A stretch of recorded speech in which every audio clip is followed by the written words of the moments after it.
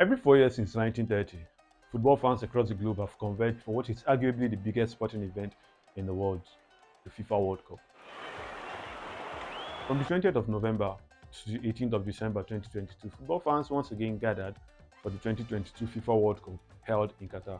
Although several controversies threatened to derail the competition, Saudi Arabia's on-field heroics against Argentina served as a prelude to what would be the most exhilarating World Cup in recent history.